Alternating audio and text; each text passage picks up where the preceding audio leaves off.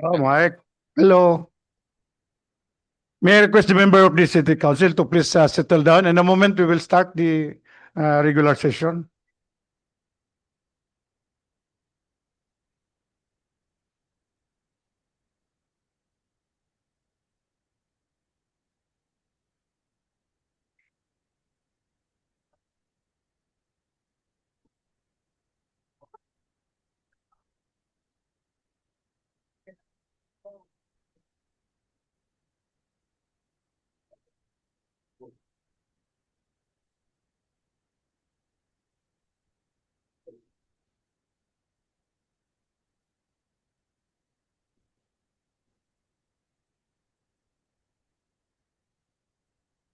Thank you.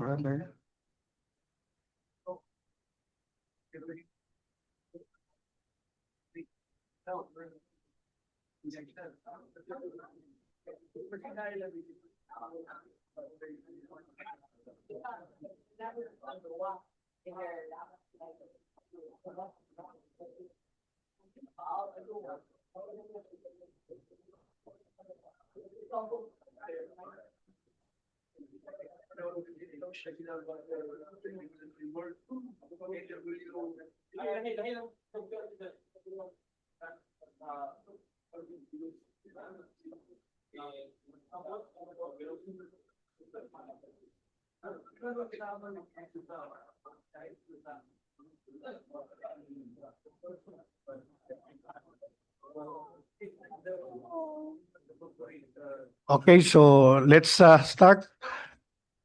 Ha? Bakit galarga naman ko si majority ko mo na gusto niya paspasan ba? Di, ang ako 30. Naman dayo. Di kay the majority player is leaving for ko ano? You want this proceeding kuan passed.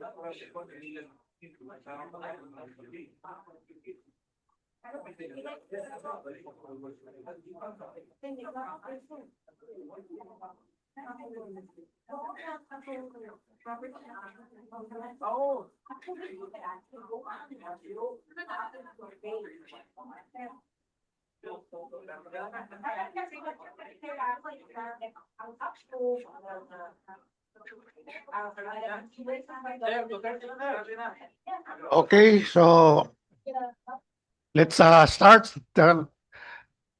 Mayong hapon sa tanan, mayong hapon sa atong mga bisita na sa gallery, atong mga membro sa Trimedia, the 21st City Council, atong secretariat. Please stand nyo for the invocation. By the way, our city vice mayor is now an acting vice mayor, and the acting designated vice mayor is prepared to this representation to preside over this meeting. So thank you, and challenge is accepted. So let's stand up, and may I request Honorable Hilda go for invocation, and please remain standing for the singing of the Lupang Hinirang and the singing of Cagayan de Oro March.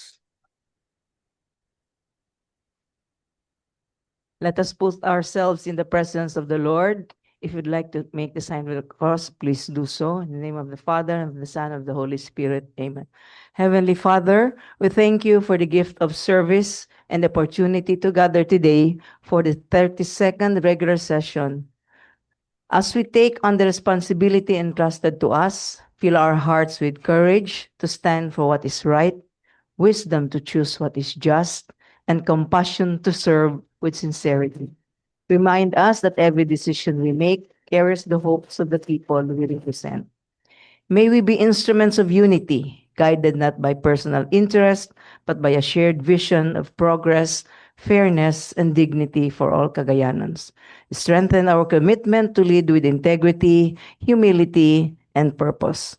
Let your light guide our path, and may our work today bring honor to you and meaningful change to our community. All this we humbly pray. Amen. Amen.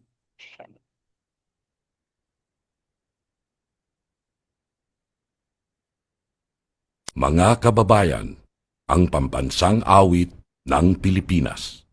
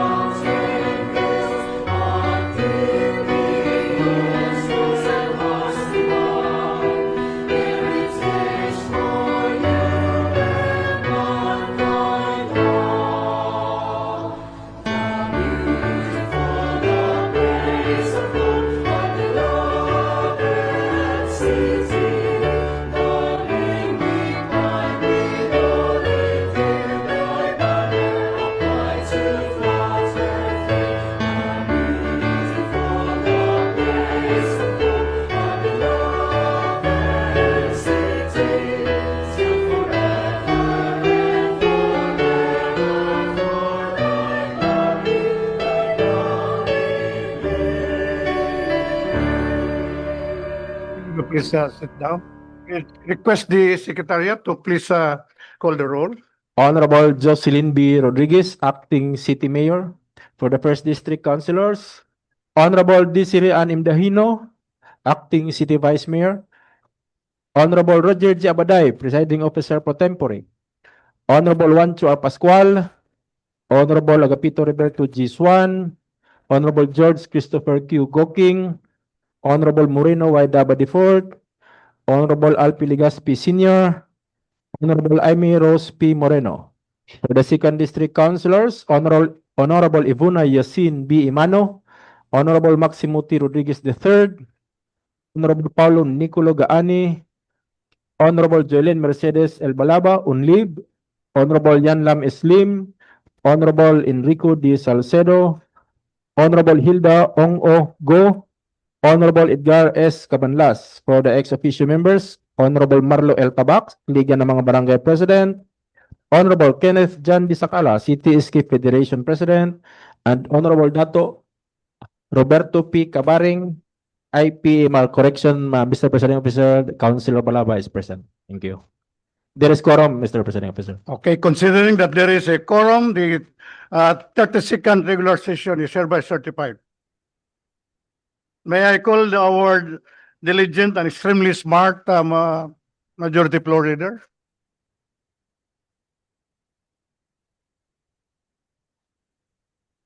Thank you very much. The ever ready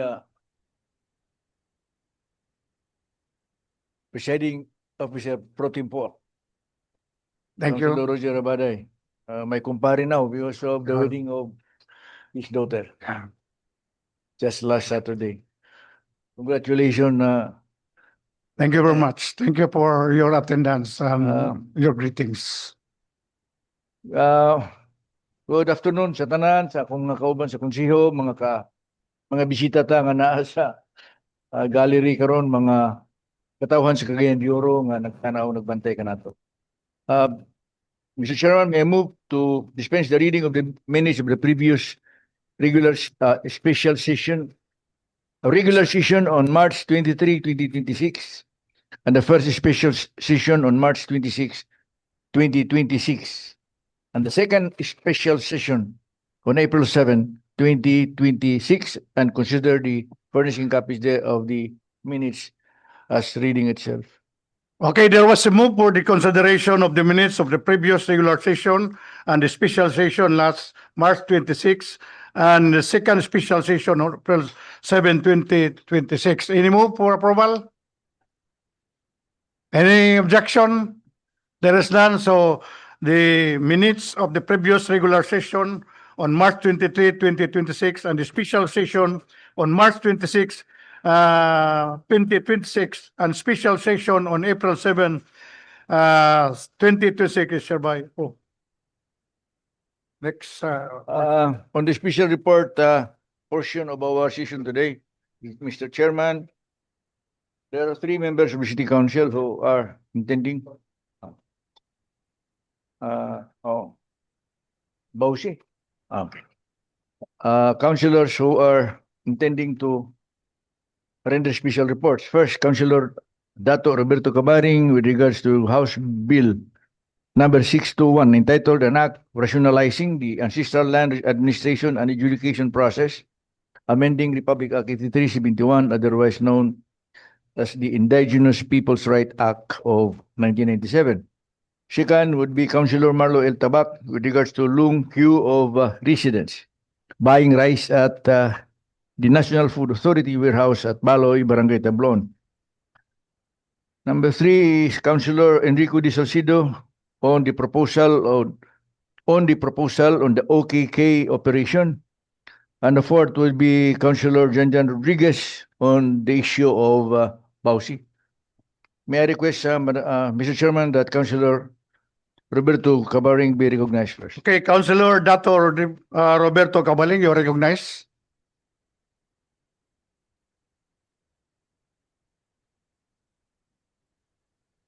Pero, mahayong hapon sa tanan May hapon, mayad. sa atong replacement nga presiding officer karon na puna, Honorable Roger Jir Abaday. Sa atong tinamudpod nga majority poll leader, Attorney Ed Cabanlas, mga kauban sa City Council sa Cagayan de Oro, labi na sa akong membro sa committee, sa Cultural Committee, kadtong gatambong sa committee. Usahay duha o isa na lang gatunga. So salamat sa mutambong po nga mga kauban. Honorable Presiding, ang akong report aside aning House Bill 621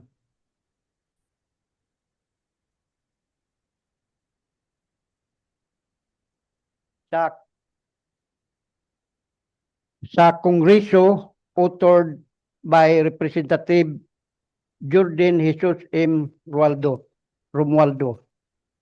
Ang title sa maong House Bill nag-ingon nga An Act Rationalizing the Ancestral Land Administration and Adjudication Process, amending for the purpose Republic Act number 8371 likewise known as the Indigenous People Right Act of 1997.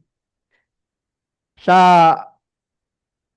akong nakutlo nga kasayuran ini gi deliberate kini didto sa Senado niadtong Marso 18, 26 sa hawanan sa Kongreso. Kini tinambungan sa atong mga NCIP commissioner, mga regional director ug uban pang mga leader sa mga IP.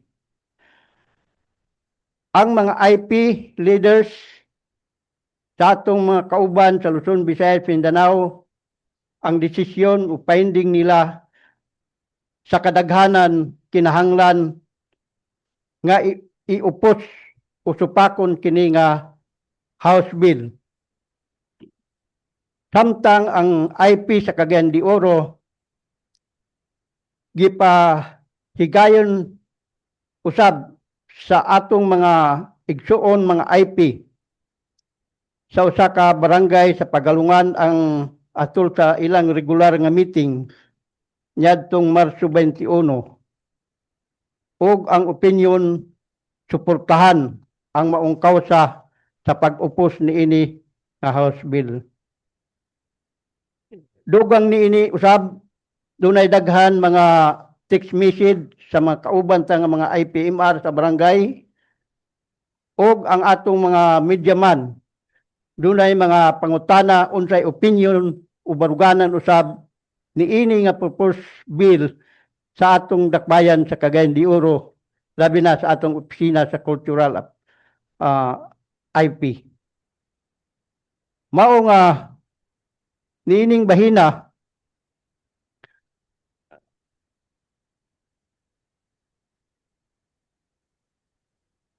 ako naghangyo nga unta atong matagan og laing schedule nga mapatawag nato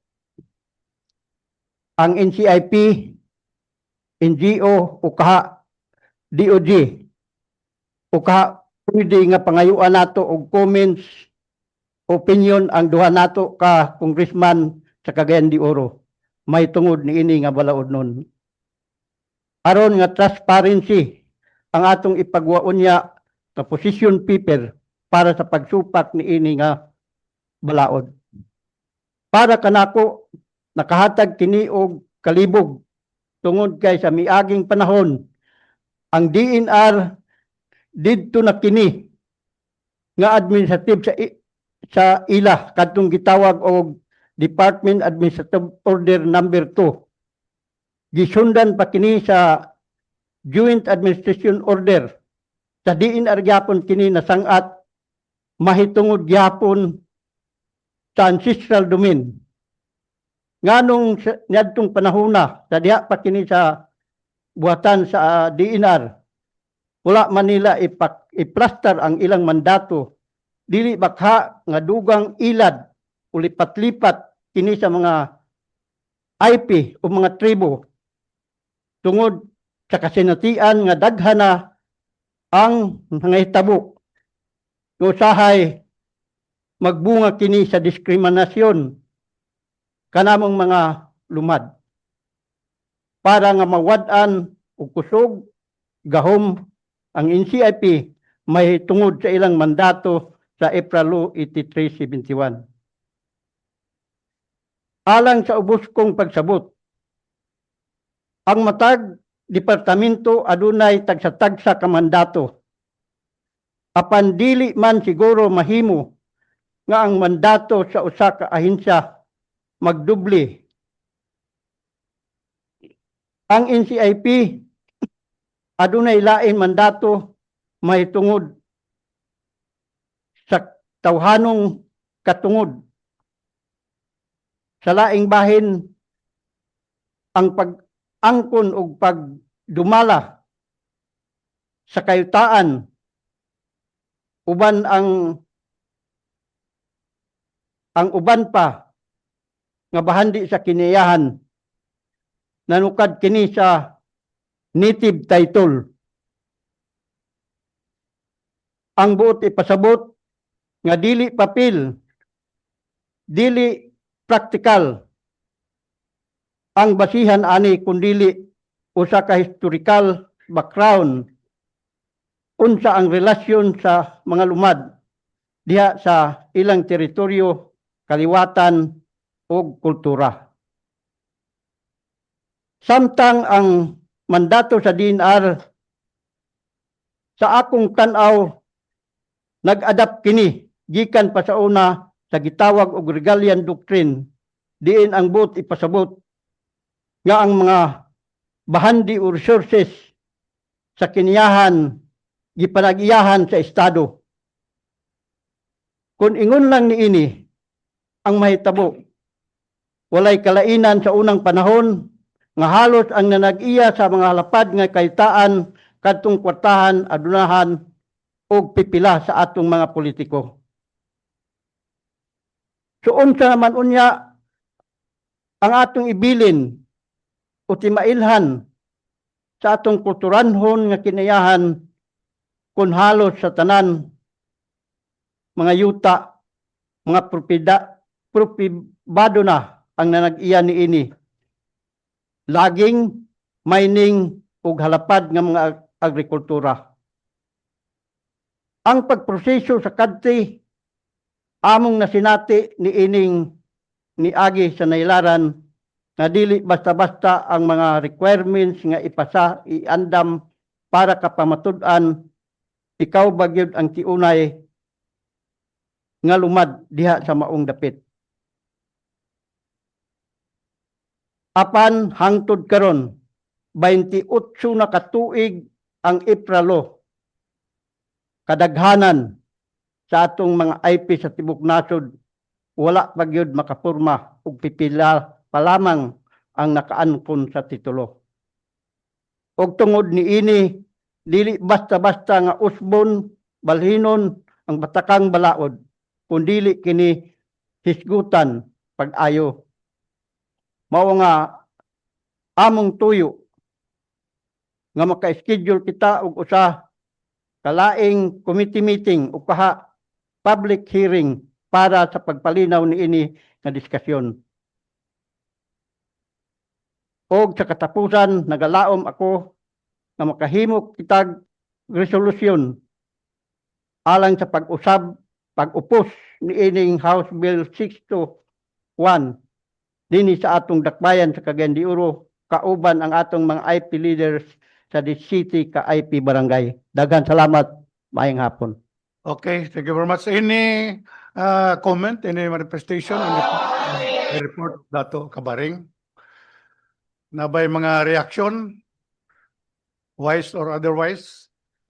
Mga tanong lang ko, Dato, are you opposing or are you in favor of this proposed bill? Bill pa man siya, parang kamulo pa ning awayonon pa niya sa Kongreso. Oh, pero na itong Marso 21 first reading Wow, o third reading man, tama sa man. among na obserbasyon sa kinatibukan majority na ang upos gyud.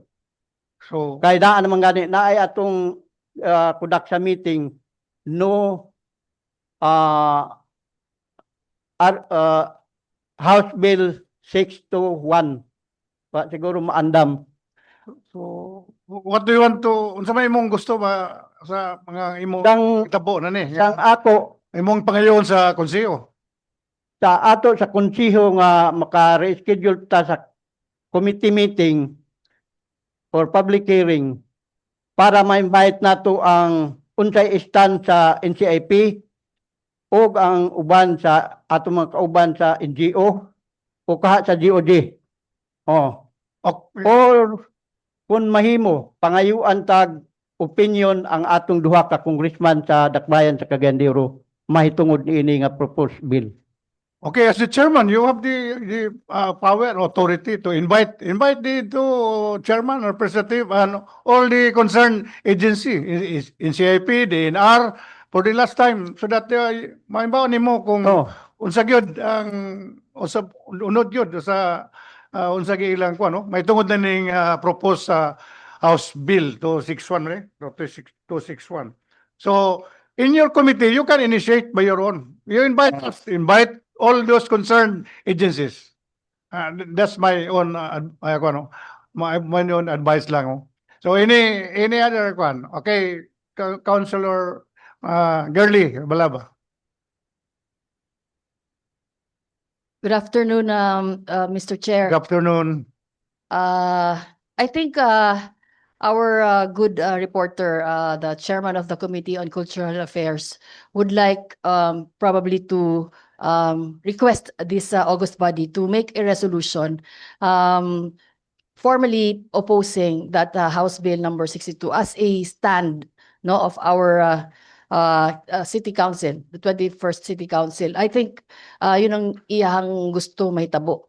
And then kung dili to ma-expedite niya na ma-invite ang duha ka representatives, but naalay formal resolution from us if supported by the majority of the lumad leaders of Cagayan de Oro City, and then we should submit that resolution to the representatives, the first and the second representatives, so that their voices will be heard on the hearing of the House bill. He can propose that in the proper time, but that depends upon the pleasure of the majority. Majority, you're raising your hand. Wala mo Okay, But okay, anyway, in the proper time.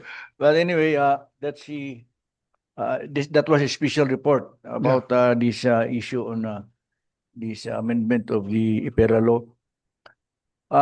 Let us have a committee hearing first before we organize our position and express our position through a resolution. Kaya karon wa matakibulon sa kanang balahon. Asa ko kayo kabasaan na. And to pass a resolution objecting to that bill would be premature. So let us study first the law that is being proposed. Patakabalog. Unfavorable. As the presiding officer suggested, Councilor Cabaring can call for a committee hearing on this, specifically inviting other parties to determine the consensus of the parties involved.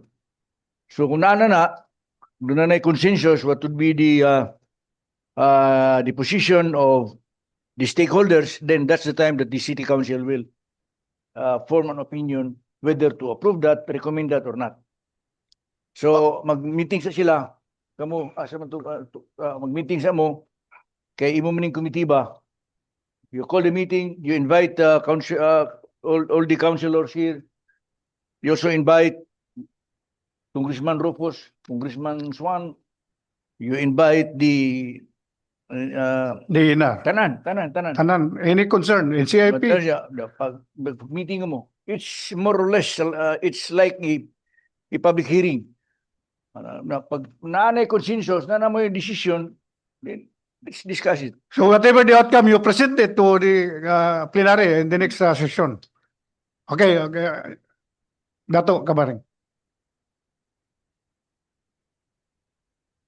Pagkakaroon na sa atong makamot ang kumplitong write-up sa Kongreso asa sa mga balaod ang mawala o i-adto sa DNR. Kindly provide us for our own consumption, understanding. Tagay may tagsa kopya na kay Sa atong lisod sekretariat, nga mo kuan lami mo one message sa atong as the majority sekretariat karon, law. naapoy akong gihawiran nga position paper ready to campaign signature sa mga IP sa Cagayan de Oro. Okay. So So, akong ihatag ang mga file nato sa sekretariat para sa dugang pagtuon pod sa atong council para ang atong decision unya pabor ba ta o dili sa no to House Bill 61 murag dunay transparency. okay. So thank you very much. Thank you. Salamat. Ang problema na naman ko, gusto nila nga ang NCIP karon na under man sa Office of the President. Gusto na po nila ibalik sa DNR. Kaya natugikan sa DNR, butang sa Presidente. So, It's a legal issue eh. so, ato na istadyan pa kayo. Okay. So, Next reporter is Councilor Marlo Tabak. Marutabak, Councilor Marutabak, you are recognized. Mayong hapon, Mr. Presiding Officer, Ngayong Majority hapon. Floor Leader, and Minority Floor Leader, and on members of the 21st City Council and our guest here in the gallery. Mayong hapon kanatong tanan. May barog kita karon isip Liga President ang representante sa mga kabaranggayan sa atong dakbayan. The subject of my special report is set up of barangay level on the 20 peso rice program distribution of the National Food Authority to barangays in Cagayan de Oro City. Mr. Chair, nagbisita kita sa Tablon, Baloy. Akong giyan niyo ang atong slide, please. Makita nato unsa kaluoy ang mga tao nga mopalit og bugas nga tag 20 pesos ang kilo. Karon, naglinya na ang mga tao. Karon orasa. Unya tagaan sila og number sa NFA ugma pas alas 5 sa buntag. Ugma kapalit sila og bugas ugma pa sa alas 8 sa buntag. Grabe nga sakripisyo sa mga kabus nato nga mga kaigsuunan sa dakbayan. Most of them senior citizens, PWD, Pregnant women. Gahapon atong gibisita, kadlawon didto ta atong nakitaan. Kung makita ninyo sa social media o sa mga pictures na diyan sa slide, luoy kaayo. Ug atong timan-an dili ni ayuda, Mr. Presiding Officer. Baligya ni ang mga tao konsumidor, ang mga tao dili gapangayo sa NFA, gapalit og bugas. And yet, the National Food Authority gitagaan lang nila og inconvenient ang atong mga katawhan sa dakbayan sa Cagayan de Oro. As representative of the Liga ng mga Barangay, my proposal is one, to pass a resolution requesting National Food Authority nga ang ilang pagbaligya sa bugas nga tag 20 ipahigayon sa matag barangay in a scheduled basis nga magamit ang atong mga covered courts ug ang barangay ang mo-facilitate sa pag-atiman sa iyang mga constituents sa pagpalinya, pagpalingkod sa mga mamalitay sa wa pa moabot ang NFA rice sa matag barangay. Ug ikaduha, mag-request ko sa Committee on Agriculture and Committee on Trade and Commerce to conduct a meeting with the NFA and the Department of Agrarian Reform aron ilang maplansa. Kay kining crisis nga atong giatubang karon, Mr. Chair, dili ni kaya sa national government alone. Dili ni kaya sa barangay, dili ni kaya sa local government. Kaya ni kung ang gobyerno magtinabangay. Sayang ang ato mga resources sama sa mga covered courts, ato mga barangay tanods nga nagdawat sa atong gagmay nga honorarium sa syudad, nga di nato matpatabangan para maplastar ang pagbaligya sa mga bugas diha sa matag barangay. Ang atong informasyon nga nakuha, Mr. Chair, schedule mangyapon ang ilang pagbaligya. Naapoy mga requirements nga ilang kapangayuon nga mga ID diha sa atong mga pumalitay sa bugas. So mauna, Mr. Chair, this representation, akong ibalik ang akong suggestion that this 21st City Council will pass a resolution requesting Department of Agriculture and the National Food Authority Administrator nga ang pagbaligya nila sa bugas mapahigayon sa mga barangay sa aton dakbayan.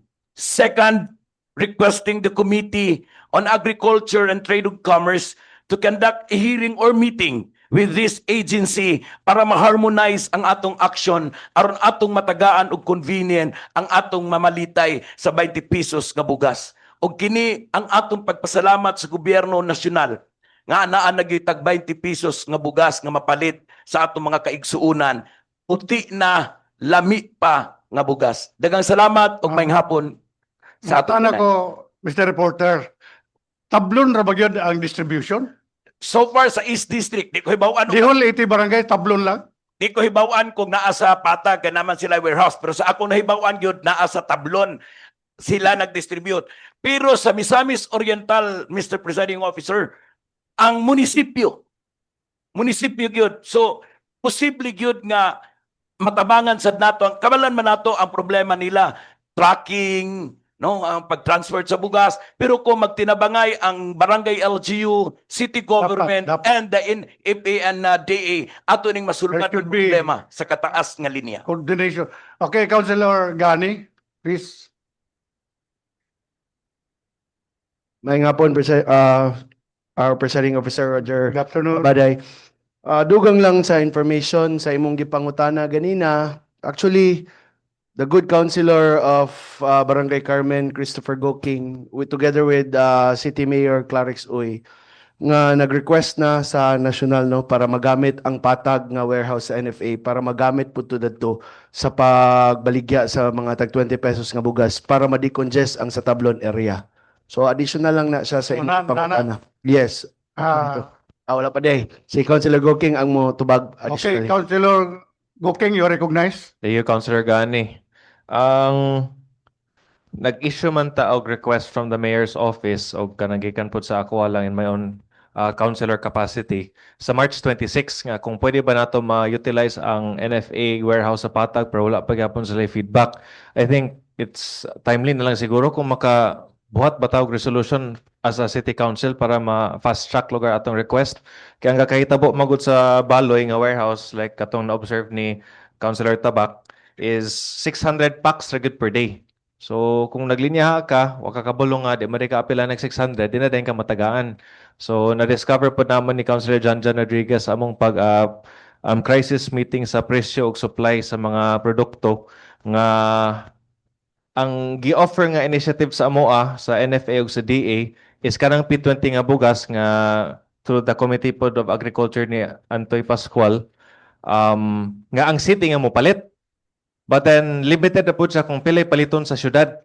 Onya karon ang launching ng tanatos karon nga adlaw 13 pero wala daw na comply sa ato mga uban mga executive offices ang requirements. So siguro if mapaabot po nato sa mga line-line nga mga offices diri sa City Hall nga ma-comply na nato. But then again, pre-identified ang atong mga beneficiaries ana. So regarding selling on a barangay level, ang question na I think familiar si Councilor Janjan sa supply. Wakay ko kakuha to Councilor Janjan Rodriguez. Kato ba na sa Okay, supply? address your Oh, concern. basically ang akong kuan regarding the kung per barangay basis, ang allocation for Cagayan is only 600 packs per day. Kina ang patag Wala. So, not yet. Akong proposal for the city council is we can make a resolution and bank to request nga ma-fast track ang ilahang decision kung mapaabre ba nila ang barangay patag nga bodega for distribution. Okay, the Sangguniang Panglusod has actually has a significant power to fix this problem because what is involved here our atong mga katauhan, no? While the NFA is a national agency, but the local government has the police power to have the police power and the budget to manage the public order and safety and welfare of our people. So why not, if you may, if this, we will invite the regional director of NFA 10 for the next session so that we will hold him for a question hour with regards with this situation. Mr. Chair, If you are okay, you know, if this member of the council, okay, and including the DA, we will ask them so that we will fix this situation because this is not normal already. Parang patay gutom mga tong mga tao. Imagine 6 to 8 or even the last night, overnight, maghulap pa yung taon ang mga PWD, mga senior citizens, mga pregnant women, wala gani tent, wala tubig, wala gani mga lingkuranan, maglinya. And that is not human. It's not human kind of distribution of program. So that's why if you are inclined with my suggestion, we will invite the regional director of NFP Region 10 or DA in the next session so that we can raise questions and we can offer some suggestions for appropriate distributions of this 20 pesos rice. Councilor Tabak? Mr. Chair, next week is next week. but we need an urgent. My proposal is to ask the two committee if within the week ilang mapatawag ang atong mga representatives sa NFA. Ug atong aron nanay action nga atong mahimo. Ani nga semana. Aside from that, O kay naman ang ato mga committee chair kabalo man ko ani duha mga aktibo pod kay urgent kaayo luoy kay sa kainit sa adlaw sa tunog sa gabi di ta makaantos nga ang ato mga katawhan vulnerable sectors makantos gyapon sulod sa usa ka semana mao na nga ako hoping and one is this council kung ang atong committee chair on trade and commerce with our city mayor already sent the communication nga magamit ilang warehouse sa Patag. Until now, wala gani reply.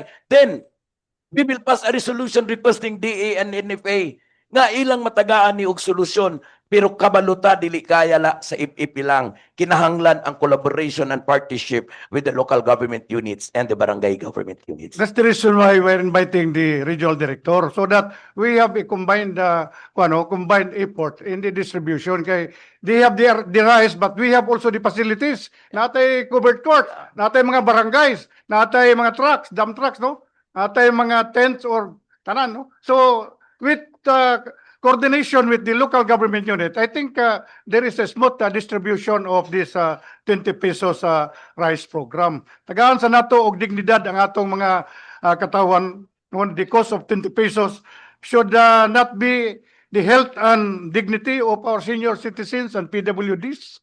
Okay, so any other Councilor Guking? Addition to katong kinsay dapat imbitahon kay ang in charge gani sa distribution is the Food Terminal Incorporated dili na NFA. So ang problem na nato ana is we have to contact them today kay walay kagayan nga representative sa FTI. Nara dyan sa nara sa sana kaning barangay Tablon ang ini office sa Region 10, di ba? DA na sa Makabalat. FTI good ang ga in charge sa distribution good nationwide. It's communication, no? Sige, thank you. Okay, so any more isa. Who's facing karo kay ubo kay Councilor Salcido mo lang silingan naman imong tablo niya. Lagi, dugay ko mo nakita.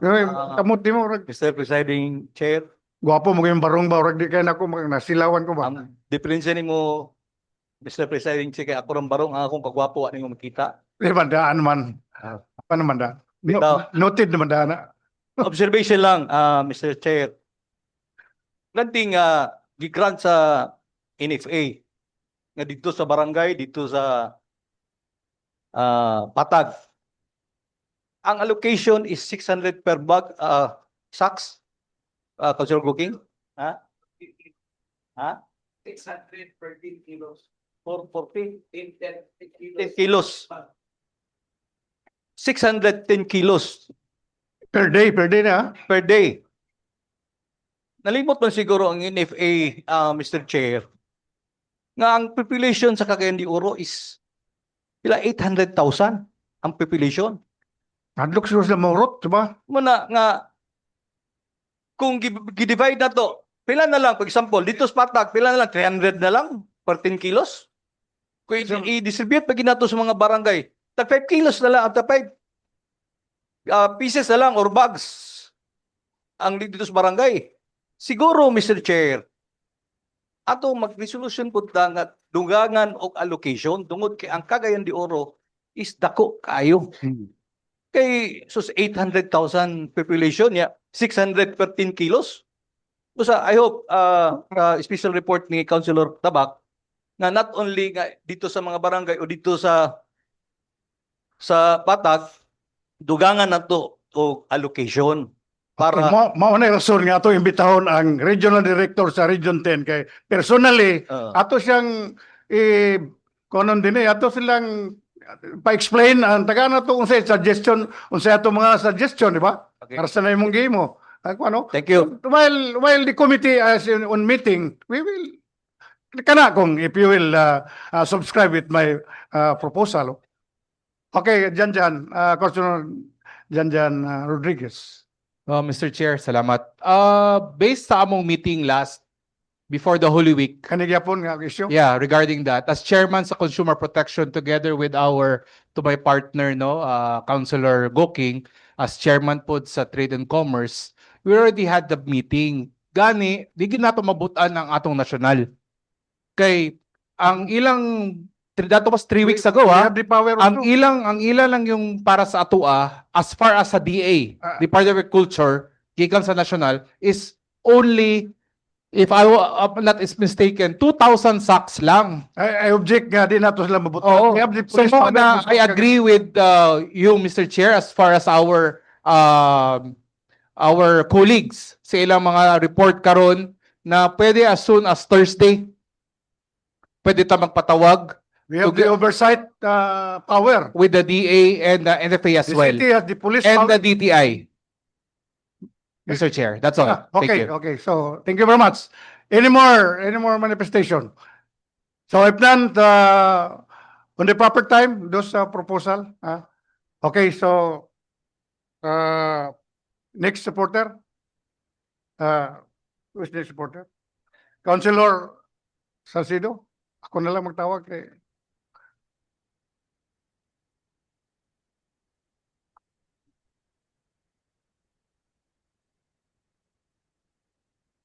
Daghang kayong salamat, Mr. Presiding Chair.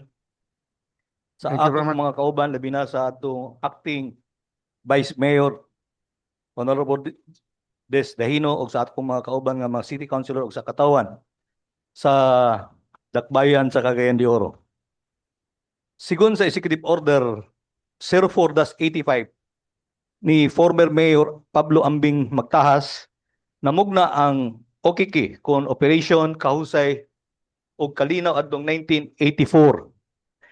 Ang title atong Executive Order, Mr. Chair, establishing a complaint action and operation center at the bandstand. Wala namang bandstand karon, Mr. Chair, na may bagong construct si Mayor nga OKK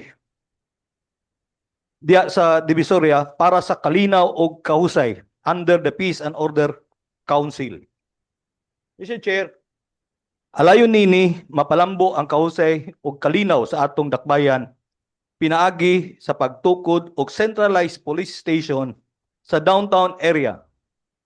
Apan sa milabay nga mga tuig, wala kini natagan og pagtagad, Madam Chair, o Mr. Chair, ug wala na kini nagsilbi sa iyang katuyuan. Sa atong nabantayan karon, atong palibot daga na kayo ang mga panghitabo may tungod sa krimen, kagubot sa komunidad, paggamit og illegal nga droga ug uban pa nga mga panghitabo. Kining tanan, Mr. Chair, kinahanglan og usa ka opisina nga mututok sa pagkoordinar sa mga ahensya nga maoy angay mo implementar, mo respondar og maghimo og programa aron malikayan ang mga issue sa atong dakbayan sama sa peace and order, public safety and disaster resilience.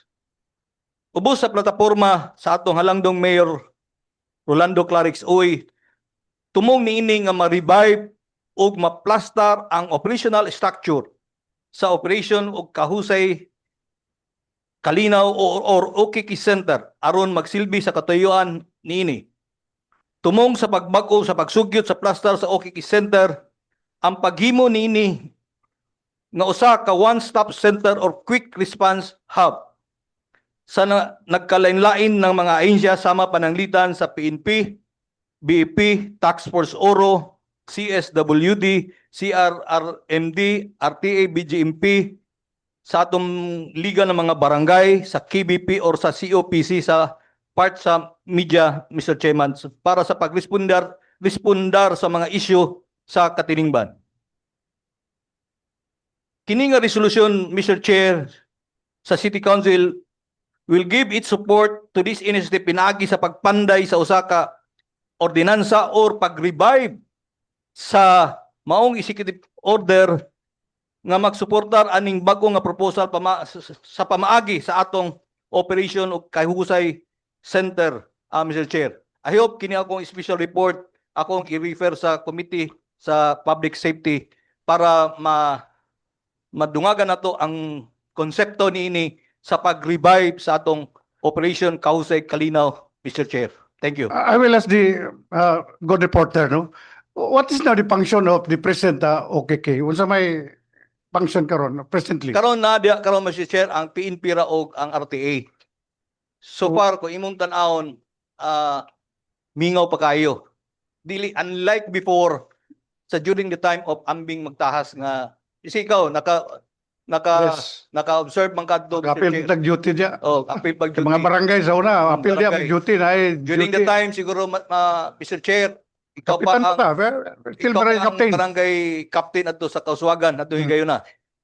So we are sending our barangay tanod. And Oh, barangay tanod. we have our day, night duty every month. Every month pa. Kay kini Mr. Chair kung ma-revive ni siya or either mahimo na to ordinansa or para madali paghangyo na to si Mayor Clarix oy sa pag revive pinaagi sa pag execute or paghimo og executive order sa atong halangdong mayor, Mr. Chair. It has already legal standing because there are executive orders issued by the former and presently the revitalization of the OKK Kailanlan naman nato under Mayor Clarix Oy. kailanlan naman nato i-revive or usbo na to atong executive order kay ang tao nga naa sa existing executive order wala naman dia, Mr. Chair. That is an executive initiative and prerogative, no, to centralize the services, emergency services of our city, no. We have already approved budgetary ordinances with regard to the OKK, allocating resources for personnel, police, social workers, CDRMO, and the others, no. There was executive orders issued by the Mayor Clarix Oy, specific to reorganize OKK function, ensuring that a one-stop shop for safety, traffic management, and social services, and calamity, and calamity safety mandate. So, what is needed now? What is needed is the To be functional, implementation. implementation of functional, Mr. Yeah. Chair. So, who will run the OKK? You want another office or as is? It's a Siyempre, the OKK design That's is a multi-agency, That's why- 24/7 public assistance. That's That why, is Mr. Chair, the new OKK. that's why, Mr. Chair, gusto sana ko i-refer sa imong committee para maplasta na to So, onya para pod nga makita na to kung kinsay ang ngayon Okay. nga modala. okay, we will discuss this in the proper committee. In my- Thank you, Mr. Chair. Okay, any more reaction for the special report? Okay, Councilor Girly Balaba. I would just like to ask our good reporter. He mentioned like that there are only two offices na manning the OKK, the RTA and PNP. PNP. I think that OKK should be desk. There's a desk there for our CSWD. Yeah. As of now, kunaw. Oh. As of now, Agi-apil nako ang CSWD Okay. para kulang ako'y- pa, kulang. para ma-functional gyud, Mr. Chair. Okay, thank you. Okay, so, any more? No more? Okay, let's proceed to the next, last but not the least reporter, Councilor Janjan Rodriguez.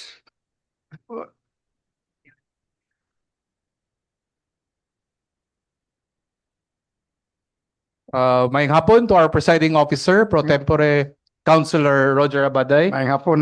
Of course, to our majority floor leader, Councilor Ed Cabanlas. Minority floor leader, Agapito Suwan. Ako mga kauban sa konseyo, guests, friends, and everyone watching through live stream, maayong hapon. Last March 17, 2026, I had the privilege of being invited by Balay Mindanao to their one-day Philippine National Action Plan on Women, Peace, and Security, 2023 to 2033. Orientation workshop. During this workshop, I was able to speak with advocates and resource speakers who were able to share how we can strengthen women's participation, protection, and leadership in peace building and governance processes at the local level. However, one speaker struck me the most. Excuse me. She is a barangay employee and she told us the story of her unspeakable abuse by the hands of her husband. An important point that she raised during her talk was that the lack of fast response as well as the highly unresponsive referral systems that we currently have. According to the speaker, she asked for help from her barangay Bausi desk. She went there asking for counseling so that she'll be able to be guided on what to do the next regarding her situation. Unfortunately, as she has said, gipasa-pasa lang siya. Walay sakto na advice or tabang ang gihatag niya, imbis na matagan siyang pamaagi na malingkawas, gibinuangan o gipasagdan hinuon. In the end, she just gave up searching for the help she urgently needed from the systems that are supposedly in place to protect her and other women in similar vulnerable situations. Although the Women's Month has already ended, we must nonetheless find ways to ensure that women in our society are seen, heard, and protected every single day. We must never deny the fact that women have been continuously marginalized in our society. Maski pag atong iingon na ang mga Pilipina karon kay mas maayo na ang kahimtang kaysa sa una, anaghapon sila'y gagasinatis na mga dautan na kinsa walay angay makaagi pa dapat. Domestic abuse of women and girls are still widely prevalent. And this abuse is not just physical.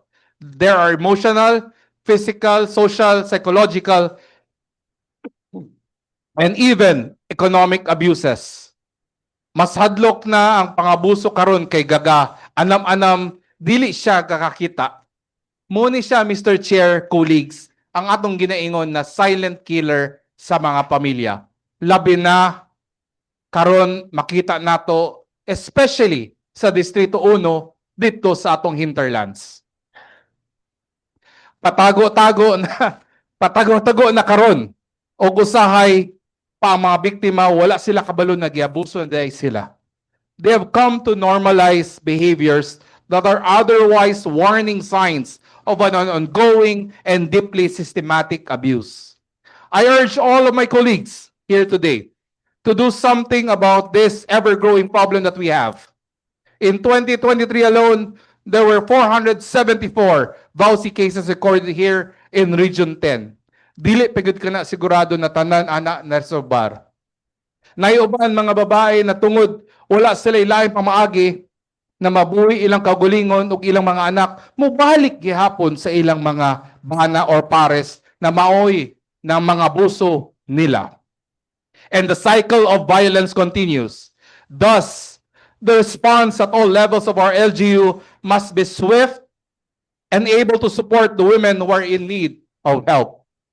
There is an urgent and persistent need to establish and streamline our referral processes to lessen not just the bureaucratic load, but also the burden on the women who already are suffering too much.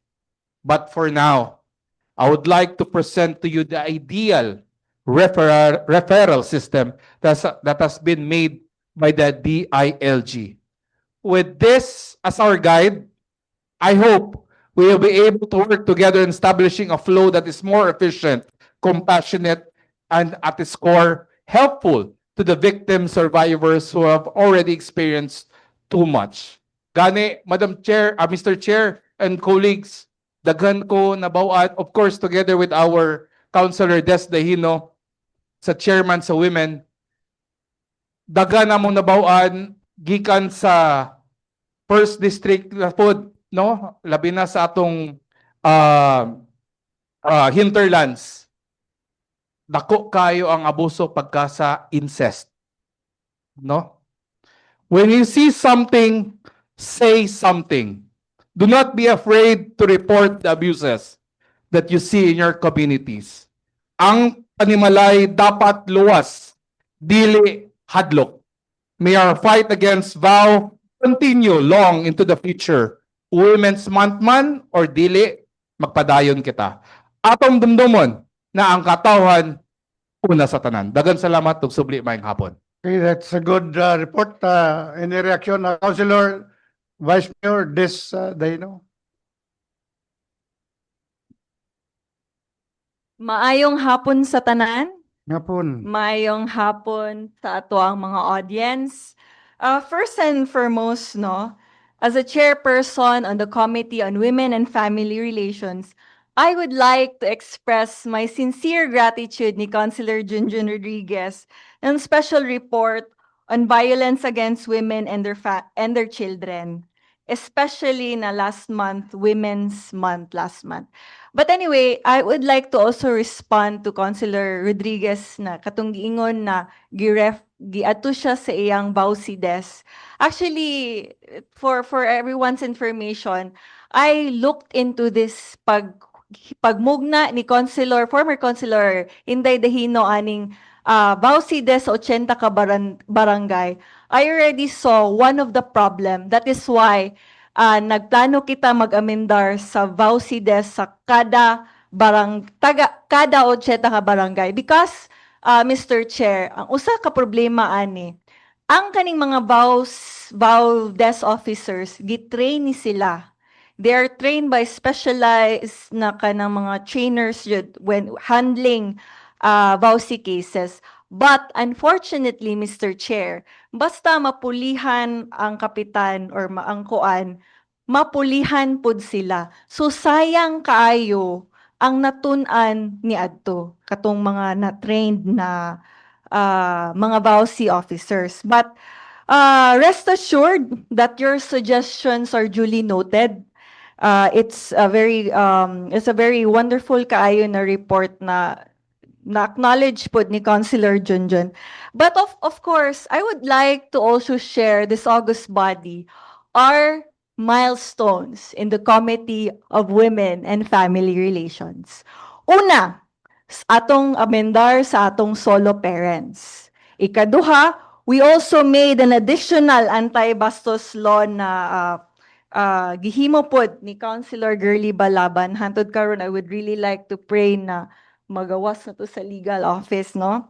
And number 3, our human trafficking and Bausi, ensuring a more coordinated and responsive approach in addressing Bausi in our city. Ikaupat, our programs for children with autism. And number 5, our continuous regular consultation with our stakeholders in aid of legislation. So, Mr. Chair, we all know that women are strong. Don't we agree? Women are strong. But because abuse is not a matter of strength, it is a matter of psychology. I can go on for hours lecturing about, trauma abuse or trauma bonding or learned helplessness, but I guess that will take hours. So ato na lang iabot sa ato ang committee hearing, no, or committee meeting. So unsa atong gibuhat ani Mr. Chair, no, ang abuse mangud sakto tong giingon ni Councilor Rodriguez na ngano I've actually heard reports na biskan hapit na sila patyun sa ilang partners, they will still go back because of learned helplessness and trauma bonding. So, in our efforts, Mr. Chair, last month, nagsugod na kita og psychoeducation. We started sa eskwelahan sa Kanituan High School, sa PN Roa ba na, sakto? And I would also like to emphasize also, Mr. Chair, na naadyo'y mental health and abuse awareness program sa kada eskwelahan. I actually got this kaning suggestion sa atong Bausi desk officer sa Carmen na ngano ang Carmen mo'y pinakadako na case sa kanang Bausi. Dili because ang uban gamay ra, but because ang uban dili aware. So that is one of our efforts. Nagaskwelahan to skwilahan at I hope everyone can support us sa GAD ni siya, Gender and Development Office. Naga-school to school ta and musugod pud ta ay not sugod but wato pong unahon ang hinterland kay katong appeal si Councilor Rodriguez sa ato ang Bausi Shakat na meeting. Incest is prevalent in hinterlands and they do not know this, Mr. Chair. So, there are akong gipang list atong mga ordinance. There are also national na mga balaod. Maayo ni siya na mga balaod, Mr. Chair. But if we only rely on laws without addressing the mindset behind abuse, we will continue to respond to the cases, rather prevent it. So I would like to move, Mr. Chair, na committee hearing ta atong apilon ang ato ang Education Committee kay para kuanta school to school ta, Mr. Chair, about campaigning about abuse and ancestral rape, Mr. Chair. So thank you for Okay, listening. the ball is yours. So committee meetings, concerned committee. Actually, this issue has been also raised during our last quarter meetings of City Peace and Development Security Council. No? Problema sa mga kabarangayan, District 1 lang, sa District 1, District 2, problema nila how to handle kini mga abuse child o abuse women. I told the DILG director, I think it's time that we have to conduct education seminar campaign with regard to kining atong WCPD, no, women's children's deaths, to the handling of the abused child and women once it reaches kay gatinulura ang police, gatinulura asa inyo so because of lack of education in handling these cases. So that's the DILG has to issue a memorandum with regards to this to all barangays with regard to this issue. Councilor Balaba. Thank you, Mr. Chair. I heard our good councilor Des Dahino mentioned about kinibang every time na mag-ilis ang barangay captain, mag-ilis po og tao. And that's what we did for the first term councilors. We had made an ordinance na sa daycare teachers naman yun. But wala nato na appeal ang kini sa mga BAW desk officers. So maybe perhaps our good reporter Councilor John would make an ordinance na itong mga BAW desk officers would have a regular positions na dili gyud mahilabtan sa barangay captains kay mo lagi sayang ang training seminars and then just kapag mag-change ang barangay captain kung wala ni nangampanya sa iyaha mailisan. So sayang ang budget nagihatag sa city for the training seminar of that officer and then mo na siya magkaguliyang kay katong pag naay mo magreklamo di siya kabalo kung asa na kay di naman tumao ang natudluan. Wala man train, no? Yes. So kinahanglan na ato mga barangay captain is mature enough, no? Service over politics, not politics and then service. So okay, so refer that to the proper committee for action, no? Okay, I think there's no the special report as done. I think we proceed to the next the business of today. Majority floor. Okay, thank you very much, Mr. Chairman. Item number 1, proposed resolution number 2026-301 declaring as operative in its entirety, effective on the date fixed therein, ordinance number 16 series of 2025 of the Sangguniang Barangay o Barangay Indahag, the city, entitled Ordinance Establishing a Designated Smoking Area in Barangay Indahag and providing guidelines for its implementation in accordance with the Public Act 9211 and existing local ordinances. May I request Councilor Marlo Tabak be recognized, Mr. Chairman. Councilor Martabak, you are recognized.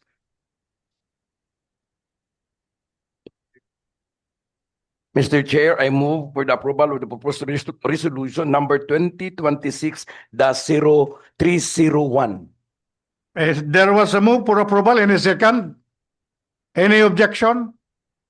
There is none. So, proposed resolution number 2026-301 is hereby approved. Move to approve on second final reading. There was a move, seconded, so the proposed ordinance, the resolution is hereby approved. Item 2, proposed resolution number 2026-302, declaring as operative in its entirety, effective on the date fixed therein, ordinance number 8, series of 2025, Disangnian Barangay Indahag, the city, entitled Ordinance Establishing the Barangay Indahag Livelihood Support and Training Council for Economic Empowerment of Residents, appropriating funds, therefore, and for other purposes. May I request Councilor John D. Sakala, very good. Councilor Kenneth Sakala, you are recognized. Move to approve proposed resolution number 2026-302. Thank you. There was move to approve in a second. Any objection? Comment? None. So the proposed resolution number 2026-302 is hereby approved. Move to approve on second final reading. There was a move for second and final reading. Any second? Seconded. Any objection? There's none. The same resolution is hereby approved. Item 3, proposed resolution number 2026-303, declaring as operative in its entirety, effective on the date fixed therein, resolution number 40, 2025 of the Sangguniang Barangay of Barangay Nazareth City, entitled the Resolution Adopting Drug-Free Workplace Assessment Committee in Barangay Nazareth, Cagayan de Oro City, in accordance with the City Ordinance 13292-2017, otherwise known as Ordinance Promoting the Drug-Free Workplace in the City of Cagayan de Oro, through the conduct of mandatory drug test for all officials and employees of the city government of Cagayan de Oro and for other purposes. May I request Councilor R. Legaspi be recognized. Councilor Legaspi, you are recognized.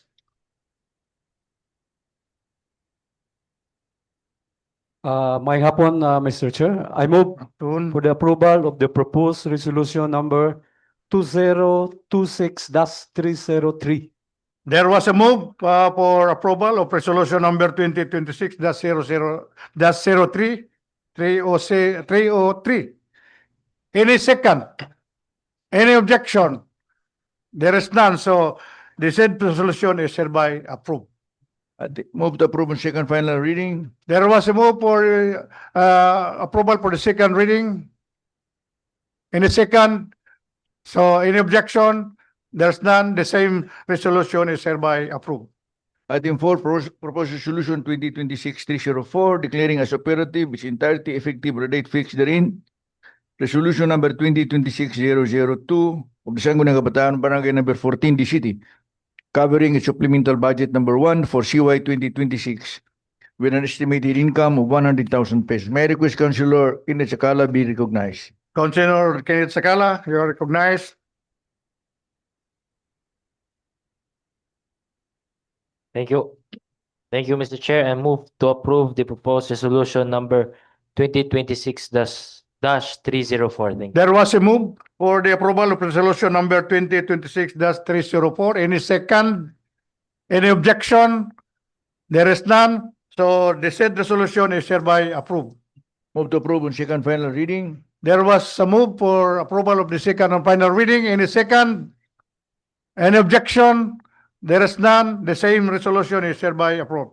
Item 5, proposed ordinance number 2026-226, changing the nomenclature of 2 vacant positions of Metro Aid 1, item 11, salary grade 2, and item number 37, SG2, to Administrative Aid 2, Messenger SG2 in the plantilla of the Office of the City Local Environment Natural Resources Officer, the city, and providing for its minimum qualification standards, vest education, elementary school graduate experience, non-required training, non-required eligibility, messenger MC 2013, that's cut 3. May I request Councilor Yan Lam Lim be recognized, Mr. Chairman? Councilor Yam Lam Lim, you are recognized. Mr. Chair, I move for the approval of ordinance number 2026-226. There was a move for approval of the said ordinance 2026-2026. Any second? Any objection? There is none, so the proposed ordinance is hereby approved. Move to approve on second final reading. There was a move for second and final reading. Any second? Any objection? There is none, so the same ordinance is hereby approved. Item 6, proposed ordinance number 2026-227, changing the project name of Clarksville 1, Pagatpat Valley Residences to Pagatpat Valley Residences, 5-story tenement building located at Sitio Pamalihi, Barangay Pagatpat, the city, a city housing project under the expanded Pambansang Pabahay para sa Filipino 4PH program as applied for by Gender Ventures Corporation, developer represented by its area manager, North Main, Attorney Sanimar Lipornio, to support the latter's application for approval of alteration of plan of said subdivision project with the Department of Human Settlements and Urban Development, DSUD. Move for its approval. There was a move. There was a move for approval. Any second? Any objection?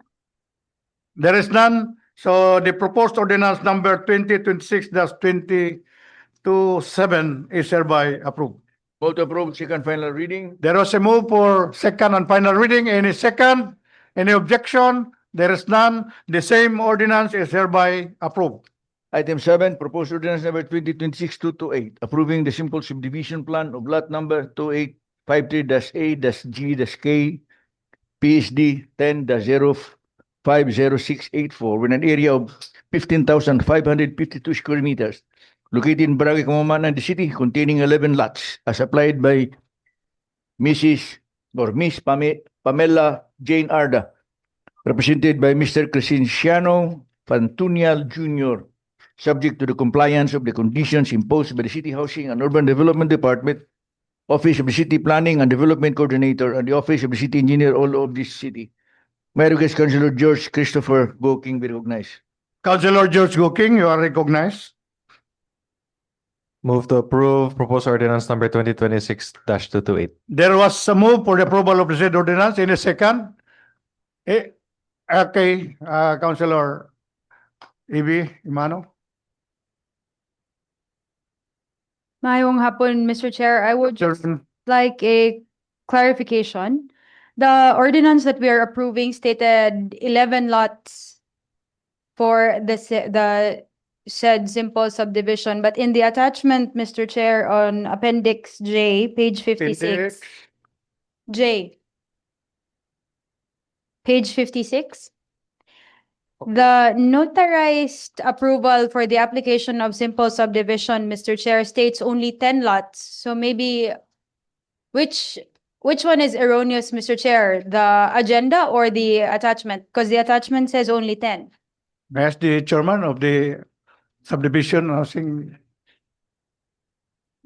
any comment of the manifestation?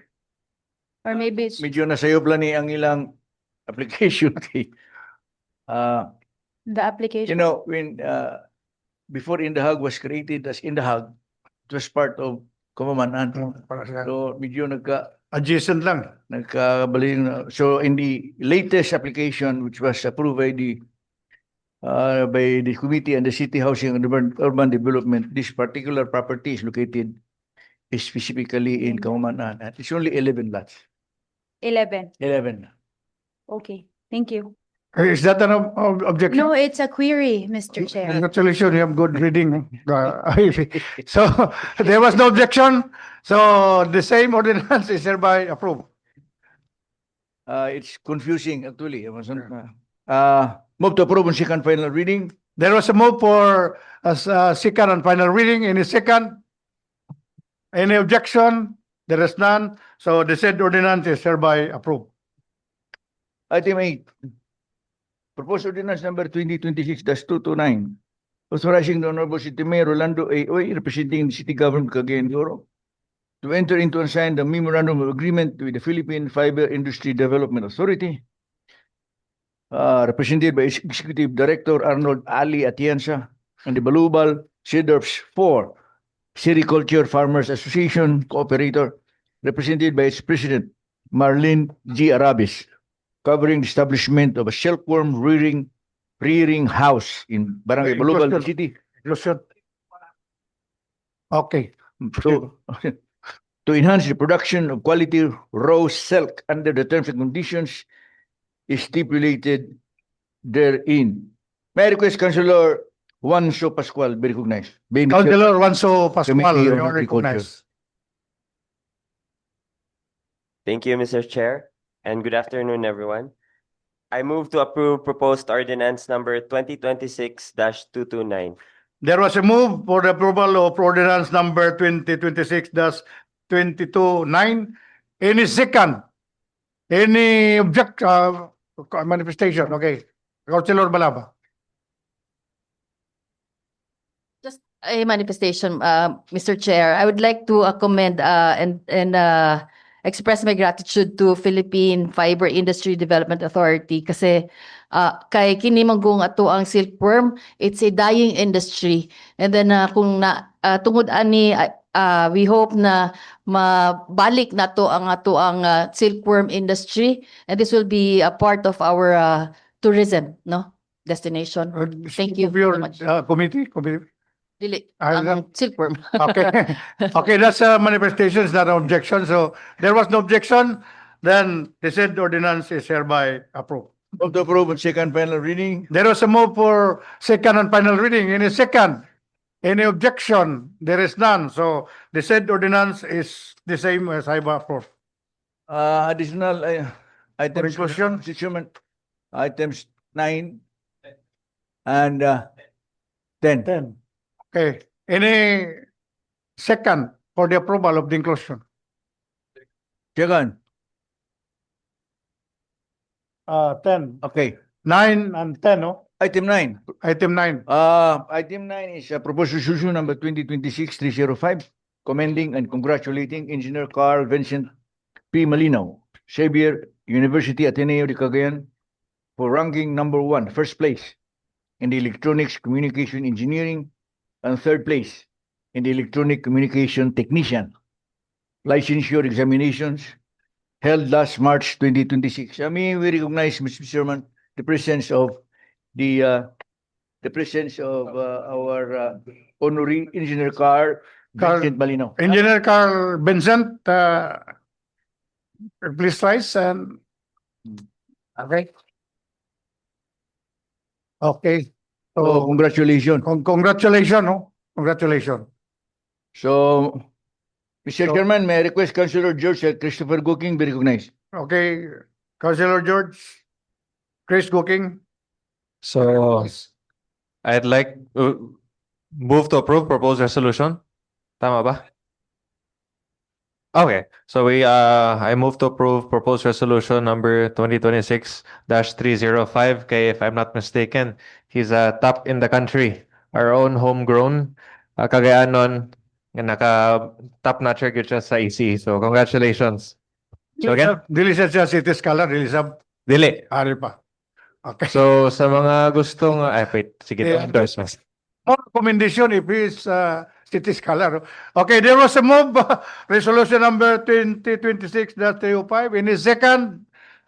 Any objection? Ayan, siguro. So, Jointly moved, the jointly said seconded, resolution it should approved. be a joint resolution. Move to approve on second final reading. There was a move for the second and final reading. Any second? Any objection? None. The same resolution approved. Last item 10, proposed resolution number 2026-306, requesting the National Food Authority to schedule per barangay or cluster of barangays in Cagayan de Oro City the direct selling of its 20 peso per kilo rice to avoid the long queue of dissidents at the NFA warehouse in Baloy, Barangay Tablon, and other requesting and further requesting the National Food Authority to allow its Patag warehouse to direct sell such rice to the public. Subject to styling, may I request Councilor Marlo Tabak be recognized.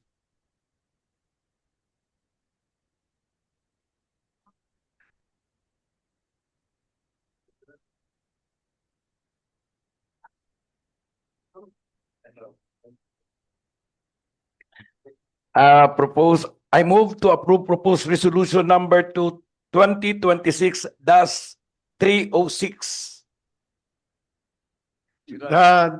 There was a move to approve the proposed resolution number 2026-306. Any second? Any objection? Discussion? Councilor Salcido, you recognize?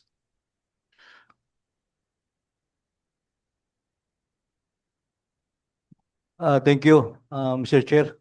Siguro i-include na to ang resolution requesting for additional allocation. I-increase na to ang 600 kay useless kayo, Mr. Chair. Butanta mag-grant Dito na sa Whereas siguro sa Whereas. Di ba? Sa Whereas, butang na to kanang allocation and I have also my amendment. Okay. Okay. Add lang. Thank you, Mr. Chair. I have also my insertion. Mr. Chairman, I think you cannot do that because you're the presiding. That's why I'm asking if You have it's to okay. relinquish your I'm your asking if chair it's okay. before you can propose a resolution. Yes, that's why I asked the secretariat. Insertion mala insertion. Insertion of the my insertion of the proposed resolution. Not the okay, anyway, the majority floor is opposing. Okay, go ahead. Any manifestation? Comment. Comment.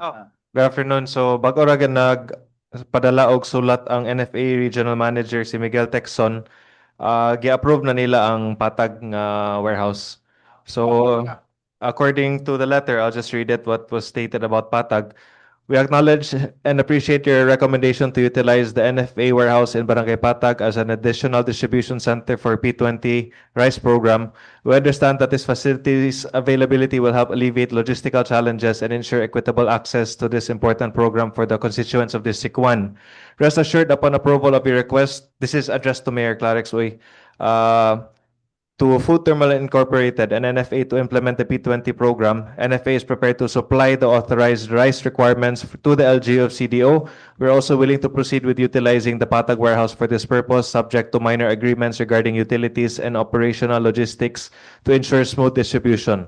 We will work closely with your office to address these considerations and finalize the necessary agreements. Okay, that is for Barangay Patag, but the resolution is for barangay, per barangay. Yes, okay. Okay. I mean, the chairman, the presiding officer is correct. Remove the tanggalo na ang patag, but the barangays must remain. Okay. So move for it. second reading? No, There is no. So they said proposed resolution is hereby. Move to approve on second final reading. There was a move for second and final reading. Any second, any objection? There is none. So the said resolution is hereby approved. Thank you, Mr. Presiding Officer. Motion, there being no other matters to take up, motion for adjournment. Move to, any second? More.